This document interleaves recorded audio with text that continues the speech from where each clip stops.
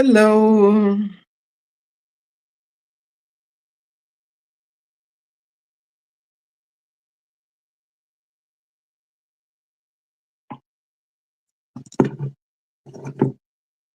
Hello, everybody. Good afternoon, good evening. How is everyone doing?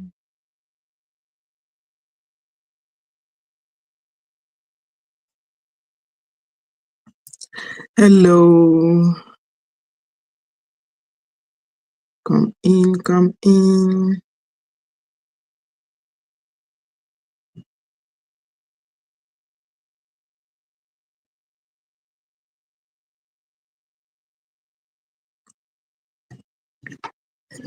Hello. Good afternoon, good evening, good day. How is everybody? I'll wait for a few seconds before I pour out what I have. How is everyone doing? I'm live on Facebook and YouTube.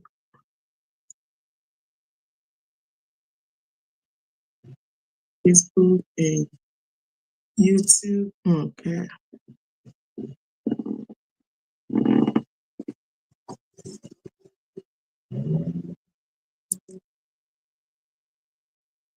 Happy Monday. How is our Monday going? Hey.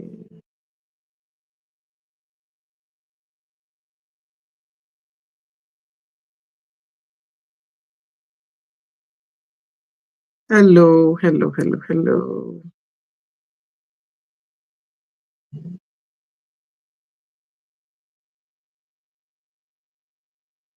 Hi, everybody. Remember to say hi when you come on. Say hi.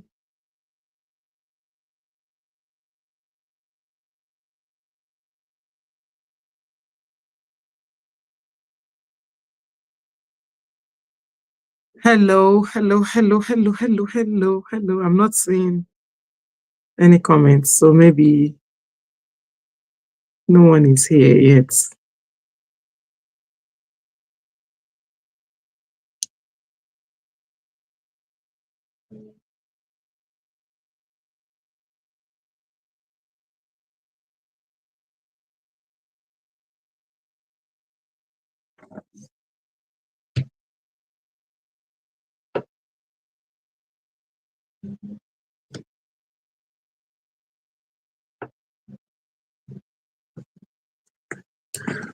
Hi. Hello.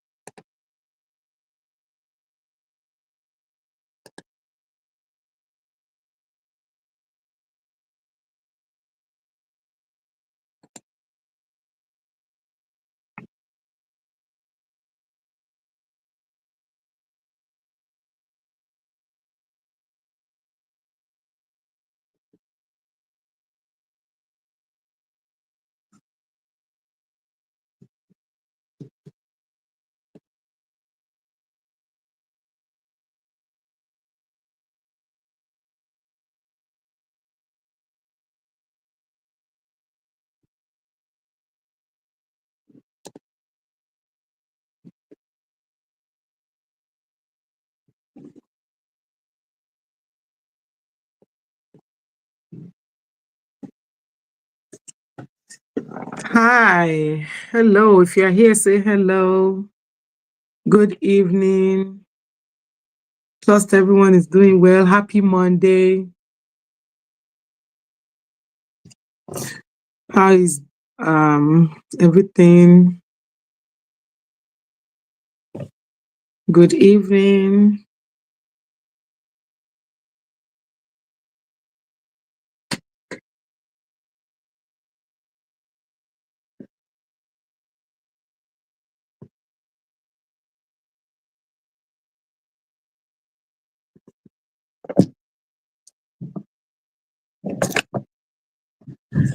All right. So because of time, other people can join, or watch later, but I just want to come on here and quickly talk about our teenagers. I know the last time I was live, somebody asked about how they can, relate with their teenagers at their 18-year-old.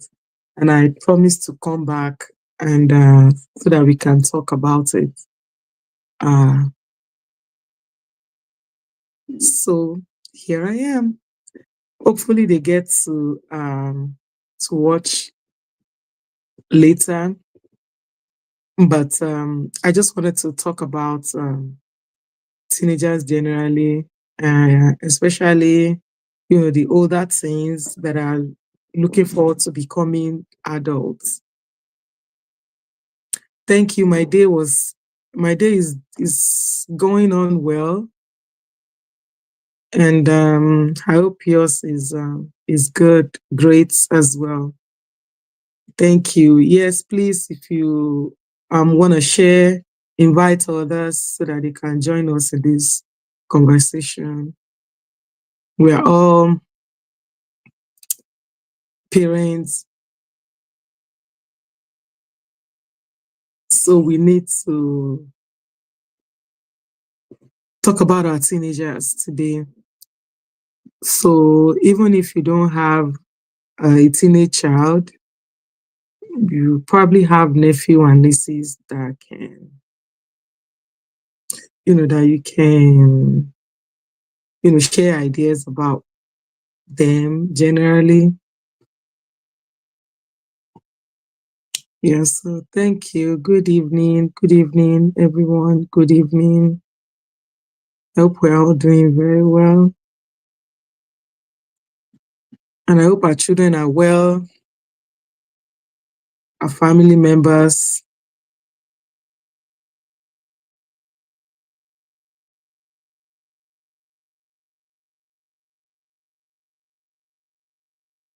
All right, so teenagers, yes, our teenagers, they are really, teenagers are special and unique set of humans.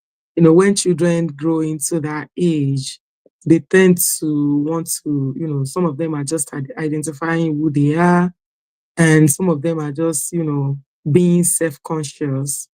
They're trying to navigate this world in their own way. So how can we as their parents, their teachers, I'm doing very well. Thank you for asking. How about you? How are you doing? I trust you're doing well too. Thank you. So I'm talking about our teenagers, our teenage siblings, teenage nephews and nieces, teenage children, teenagers around us generally. And I mentioned that the last time that I was on air, somebody was asking how they can relate with their teenagers. I was saying that at this age, our teenagers are not even sure of, they're not sure where they are. Am I here? Am I there? Am I doing this? Am I doing that? At that age, they feel like they know everything. They feel like they are old enough to take care of themselves. Like one of mine was telling me one day that, oh, I can't wait to get a job and get a house of my own.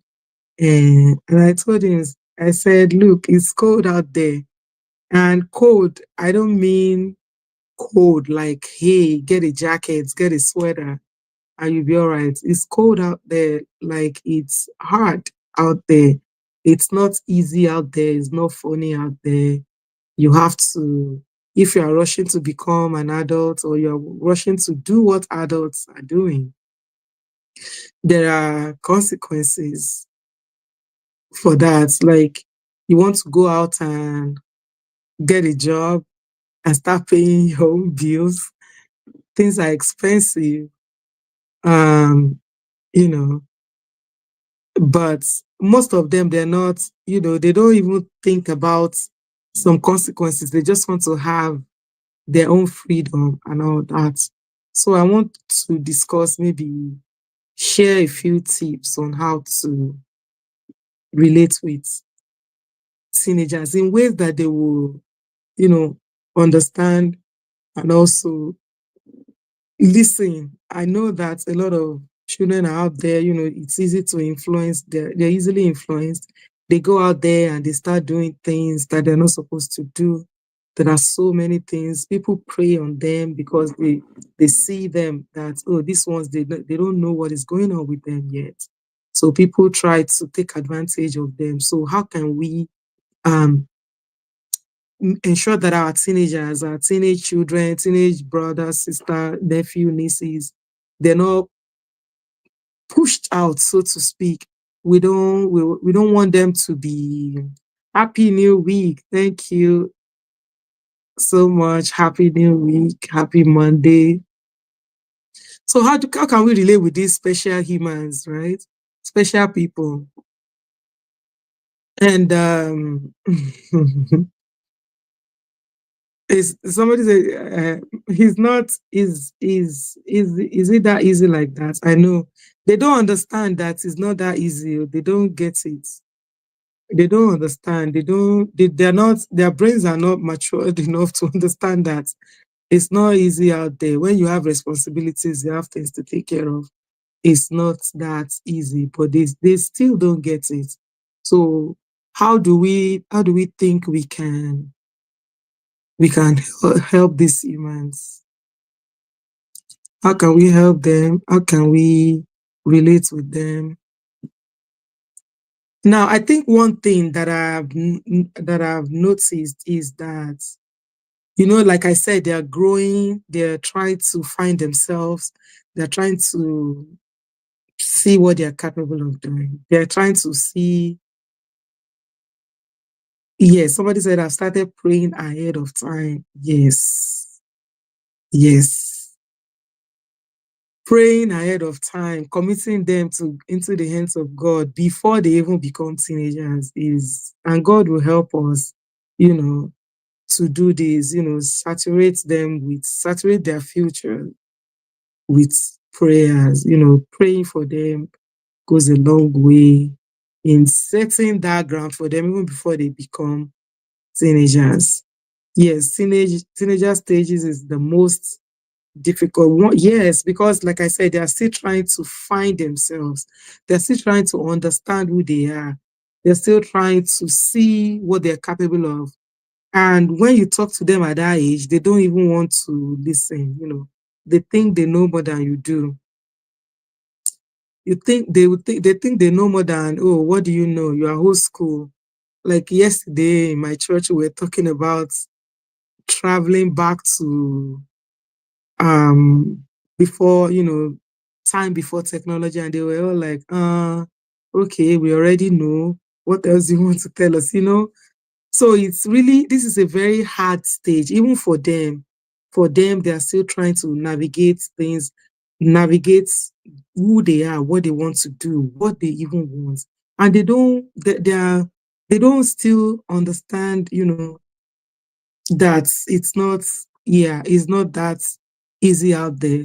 So how do we as parents or as their family members, how do we help them, help those children understand what is going on in the world? How do we help? Because sometimes when you talk to them, they don't even want to listen to you. So I think there are practical steps that you can take. There are things that you can do, even as parents, to understand, to make your teenager bring their head down, so to speak, like make them understand all these things we're talking about. Like whether we like it or not, they don't know, they don't understand, they don't see what we see. Of course, we are more experienced than they are, we are older, but and they are easily influenced, being in their to be fair to them, there are so many things going on around them that is fully, as you are trying to sow seed into their lives, there are some things, a lot of forces out there, a lot of things, a lot of situations out there, pressure that is uprooting all those seeds that you are putting them, that is you are planting seeds, some things that some people, some influences are uprooting those seeds that you are planting in them. So I feel like the relationship we have with them matters a lot.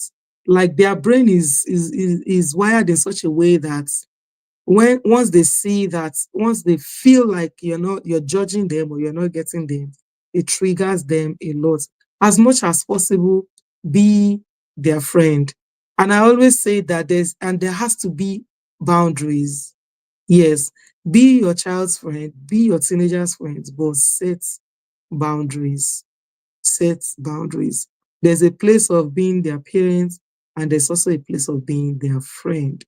Right. And we need to understand that, as they are growing up, as they are getting older, they're becoming adults, and it is now time for us to move from um, directing them, right?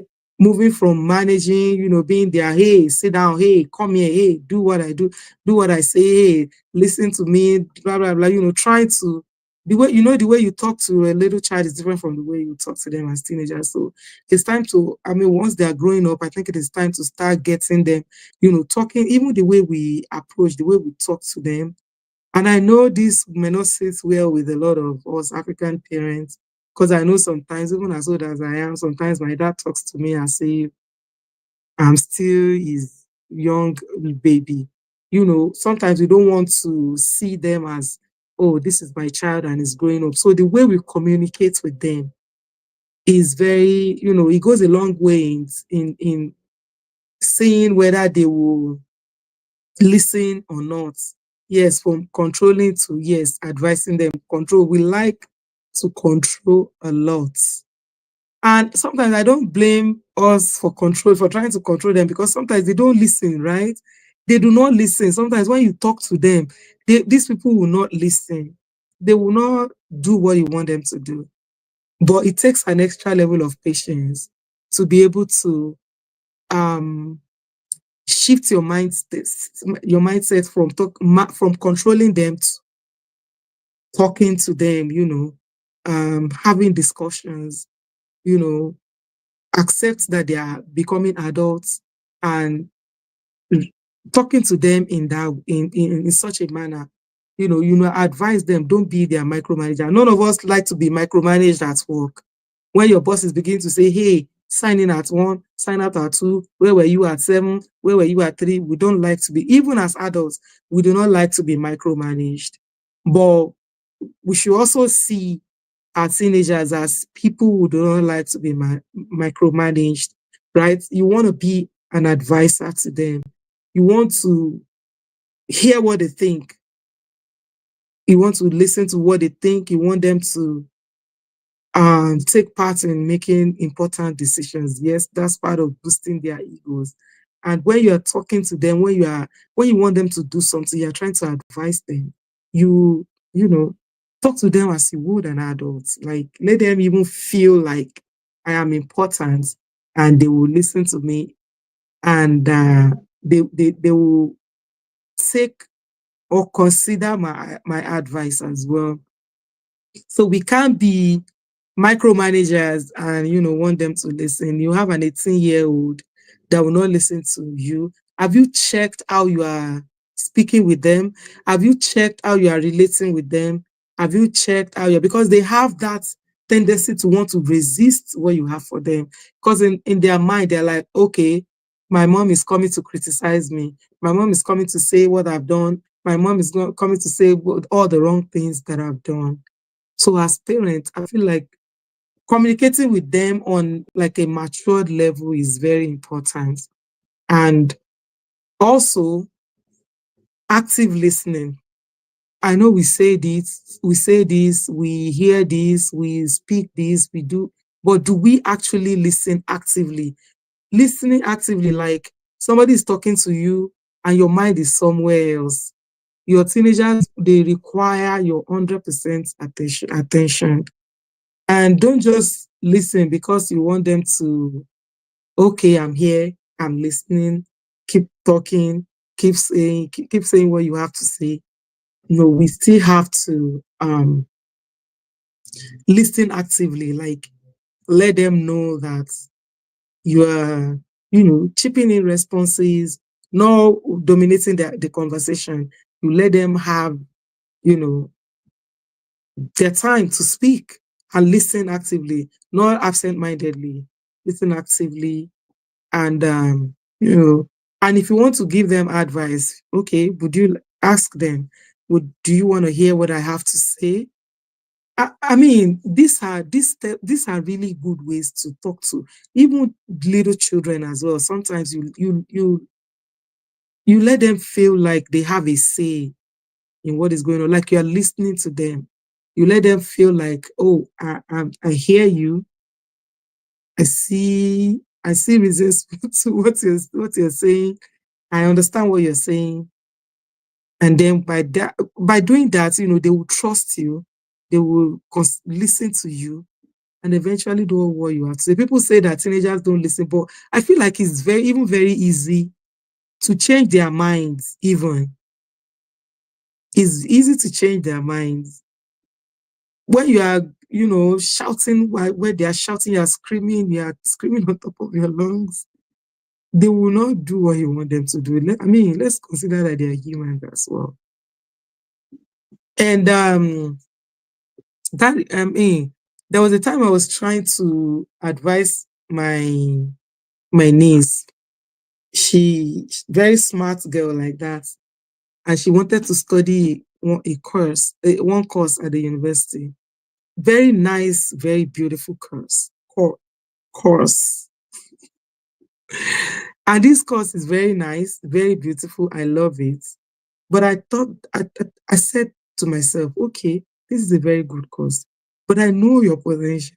I know you can do bigger things. I know you can go for the big fish. But she wanted to do that course, which is fine, beautiful. I love it as well. Not that she will do it and then she will not succeed. No, it's a very lucrative course as well. But I saw a bigger thing that she could do, and she has the potential.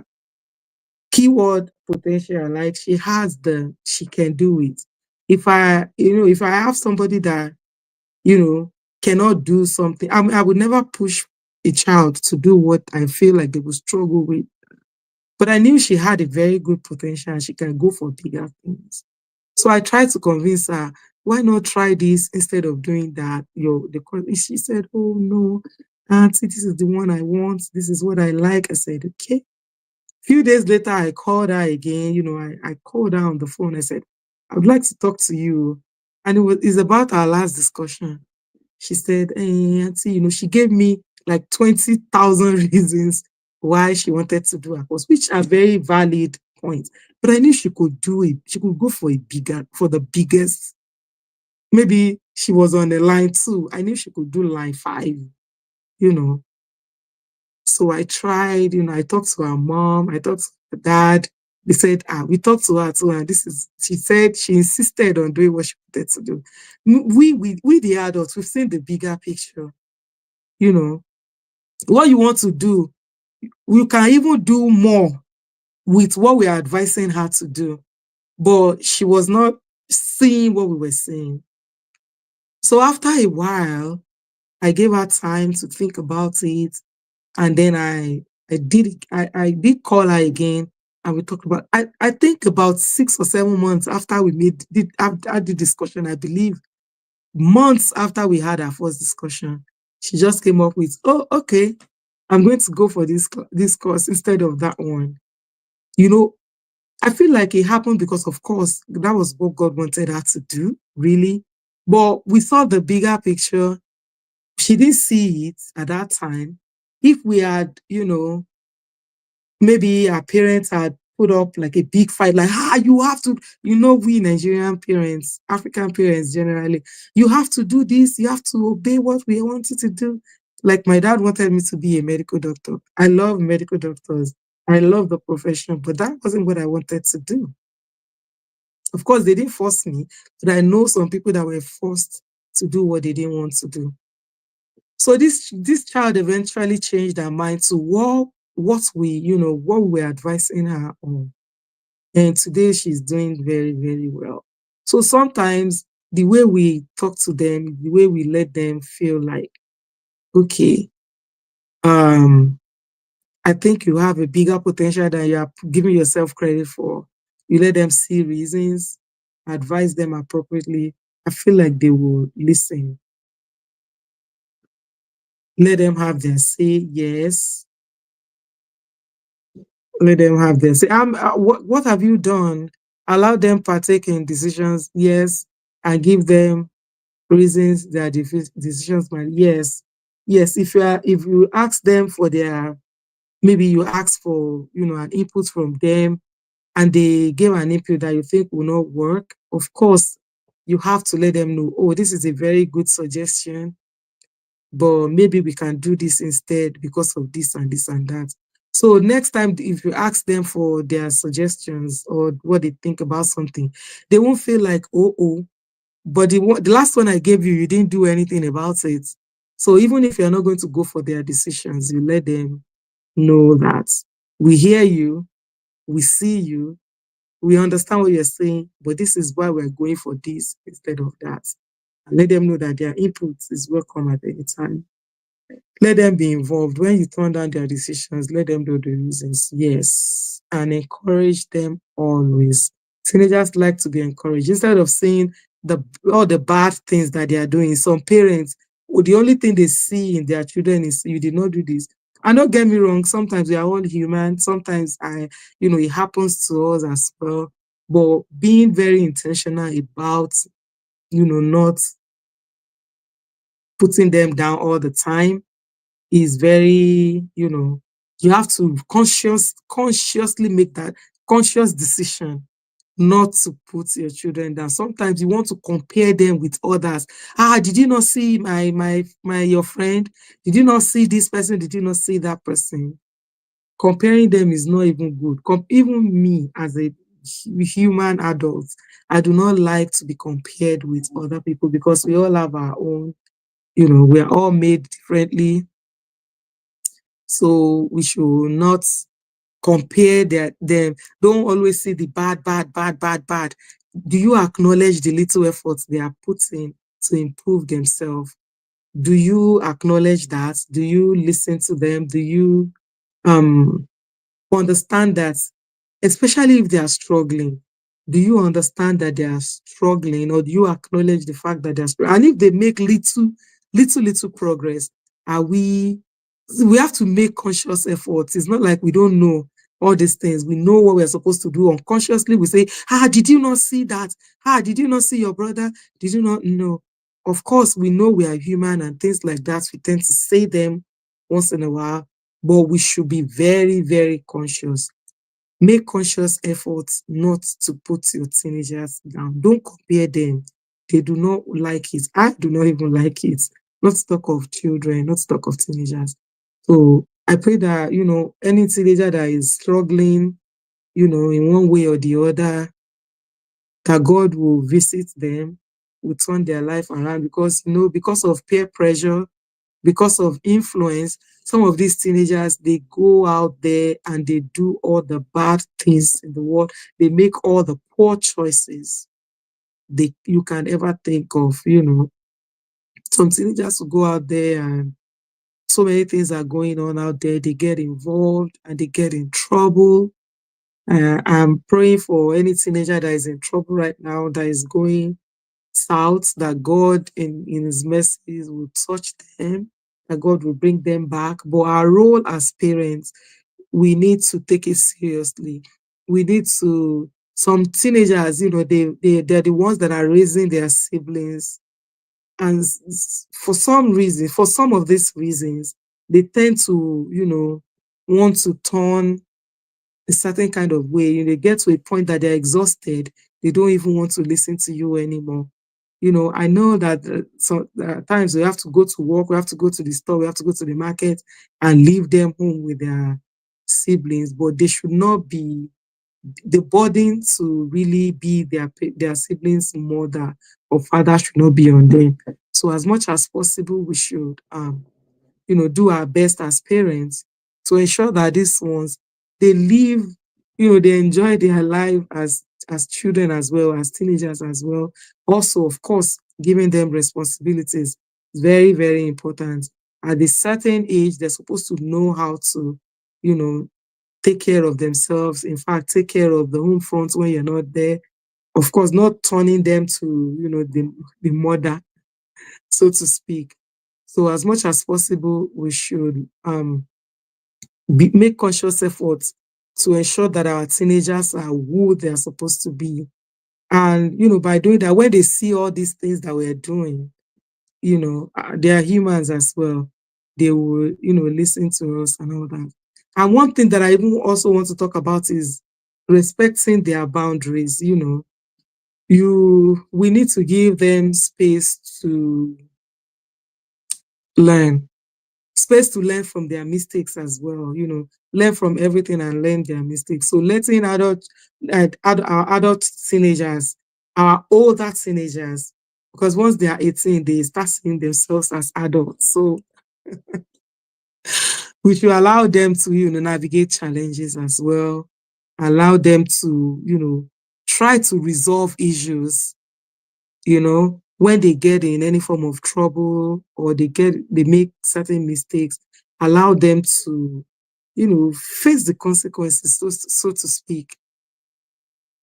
But yeah, we should not, rush to rescue them all the time. Let them, respect their boundaries as well. You don't want to go in and be putting, even if you want to add something to, or maybe you want poke nose, so to speak, you want to have an input in what they are doing and all that, you have to respect their boundaries as well. You want to give them input into some, maybe their friends, they are talking with their friends, you overheard their conversation, you want to have a thing or two to say, you know how to, when and how to say it. Don't just barge into their conversations like, hey, what you were saying, they don't like this. We want to understand what our teenagers like, what they don't really like, and how we can intrude their privacy, so to speak. You know where to come in. You want to advise them on something. You overheard the conversations earlier. You have to, you know how to um give your contributions. Maybe after they have finished their gisting, you call your child and talk to him or her about your feelings about their conversations. Always, our responsibility is to redirect them when they are going astray. So how do we redirect these ones without throwing them out, so to speak? We need to be very, very conscious. We need to be very careful. We need to be very, very confident. Let me read some of your comments and see what you guys are saying. Somebody said elder siblings are mandatory parents, especially. Yes. And when you go online, you see what these teenagers are talking about, or even when you overhear them, sometimes my people at church, because sometimes when they are talking among themselves, I'm passing by, I'm listening to what they're saying, I'm overhearing their conversations. I hear how they say that, things they say about being, oh, my mom, I have to take care of my brothers because my mom is not here. My mom has gone to work. I mean, why we have to work as parents as well. But, it's understandable when you take some time off. I mean, when you give them some responsibility. So watch your brother and coming, but making them the full parents, even when you're not working, you're not there for them. It overwhelms them. And then when they have the opportunity to get out, they are out and they will be giving you excuses. I'll come tomorrow, I'll not come tomorrow, I'll come next week and all that. So let's make our home a place where they will want to come back to. And I pray that God will help us. But our role as parents, we should hold it very dear. What did you perform your role, your task as their mother, as their father, as their auntie, and their uncle. So let me see if I can still read some more comments before I say bye bye, because this is supposed to be like a short 30 minutes live. I don't know if you guys are let them be involved when you turn down their decisions. Yes, we read that. Listen to them, don't judge. Yes, listen and do not judge. Listen and don't judge. Thank you. Somebody said, I love what you do. Thank you. Please keep it up. Thank you. Amen. You're right. Elder siblings are mandatory parents. Yes. And mistakes are a part of life. Yes. And I agree 100%.